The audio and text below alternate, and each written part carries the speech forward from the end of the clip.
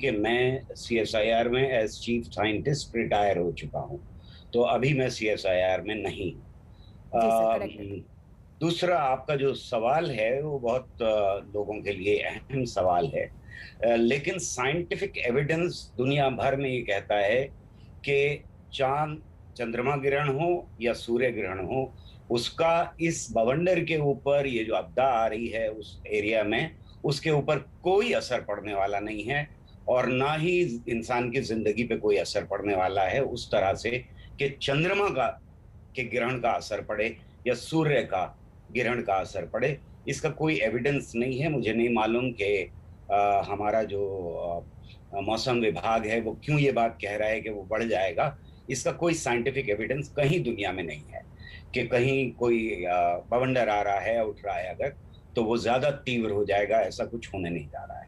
जो वैसे ही बहुत खतरनाक है वो अलग बात है।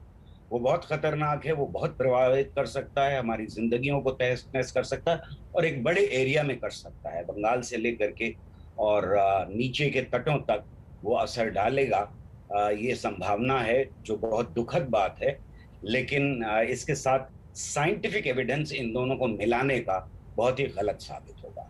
जी, स्वामी सर्वानंद सरस्वती जी, विज्ञान की इस पर चलिए, राजकुमार शास्त्री जी भी हमारे साथ मौजूद है, पहले उनका रुख कर लेते हैं। शास्त्री जी, विज्ञान की अपनी अलग नज़र है, लेकिन जब हम ज्योतिष के लिहाज से बात करते हैं तो इन घटनाओं का क्या मतलब है?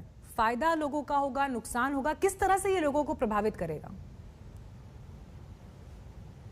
देखिए, ऐसा है कि ज्योतिष भी एक प्राचीन विज्ञान है और जिस गौहर राजा जी जिस विज्ञान की बात करते हैं ये आधुनिक विज्ञान है। शास्त्रों में दो सिद्धांत प्राप्त होते हैं, एक आधुनिक सिद्धांत है, एक प्राचीन सिद्धांत है। प्राचीन सिद्धांत के अनुसार ग्रहण को कभी भी शुभ नहीं माना जाता है और वह है गतैष्यादि विषादेन गतिर्निघ्नि फषद्घतः लब्धवन साधिनाम शोध्यम योज्यम स्पष्ट भवेद्ग्रहा। वह चंद्र और सूर्य के और राहु और केतु के ग्रह स्पष्ट उनकी गति के आधार पर ग्रहों का स्पष्ट किया जाता है और इस प्रकार से उसमें जब चंद्रमा के साथ में राहु या केतु की युति हो जाती है तो वह ग्रहण योग बन जाता है। ग्रहण को कभी भी हमारे शास्त्रों के अनुसार शुभ नहीं माना जाता, चाहे वो सूर्य ग्रहण हो चाहे चंद्र ग्रहण हो। ग्रहण और भी होते हैं, शनि मंगल इत्यादि ग्रहों पर भी ग्रहण। मैं शास्त्री जी, बस एक मैं इसमें आपसे एक क्रॉस क्वेश्चन पूछना चाहती हूँ। यहाँ पर आप कह रहे हैं कि ग्रहण कभी भी शुभ नहीं माना जाता, लेकिन आज तो बुद्ध पूर्णिमा भी है, जिसे एक अध्यात्म के लिहाज से, प्रार्थना के लिहाज से एक शुभ दिन माना जाता है। तो इन दोनों का एक साथ होना, इसके क्या मायने हैं? ये और भी जो है सोचनीय विषय है कि बुद्ध पूर्णिमा जैसे, और स्वाभाविक है कि जो चंद्र ग्रहण है वो हमेशा पूर्णमासी की तिथि को ही लगता है। अब महीना चाहे वो वैशाख की पूर्णिमा हो चाहे चैत्र की पूर्णिमा हो, किसी भी महीने की पूर्णिमा तिथि को ही, क्योंकि यह जो हमारी एक राशि है यह 30 अंश की होती है और इस प्रकार से सूर्य और चंद्रमा में जब 180 अंश का अंतर होता है तभी पूर्णिमा तिथि का निर्माण होता है। और ऐसी स्थिति में जब चंद्रमा के साथ में केतु या राहु की जो युति होती है, दो ग्रहों की युति होती है, पापक ग्रह और शुभ ग्रहों की, तभी सूर्य ग्रहण या चंद्र ग्रहण। आज जो है वो चंद्र ग्रहण है। चंद्र ग्रहण हमेशा की रात्रि में होता है, इसलिए इस बार जो चंद्र ग्रहण है वह दिन में हो रहा है और इसलिए इसको खंड ग्रस्तास्त चंद्र ग्रहण का, जिसमें चंद्रमा उदय होगा उससे पहले ही ग्रहण उसको ग्रसित कर चुका होगा चंद्रमा को, इस कारण से ये ग्रस्तास्त चंद्र ग्रहण है।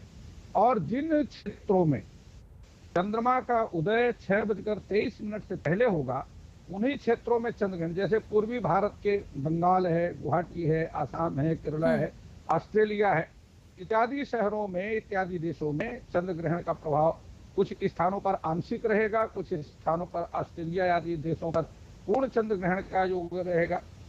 और जिन स्थानों पर चंद्र ग्रहण का चाहे वह आंशिक हो चाहे पूर्ण चंद्र ग्रहण हो, जहां पर वह ग्रहण लगेगा वहां पर ही उसके सूतक आदि जो नियम है वो मान्य होंगे। शेष जहां पर चंद्रमा 6:23 सायंकाल के बाद उदय होगा वहां पर चंद्र ग्रहण का प्रभाव नहीं रहेगा। इस कारण से दिल्ली है, मध्य प्रदेश है या बिहार का कुछ क्षेत्र है, कुछ बिहार के क्षेत्र में भी चंद्र ग्रहण। शास्त्री जी आपके पास मैं लौटूंगी, बाकी मेहमान भी जुड़ गए हैं, उनके पास भी मैं एक बार रिएक्शंस के लिए जाना चाहूंगी। स्वामी सर्वानंद सरस्वती जी, ये सवाल मैं आपसे इसलिए भी पूछना चाहती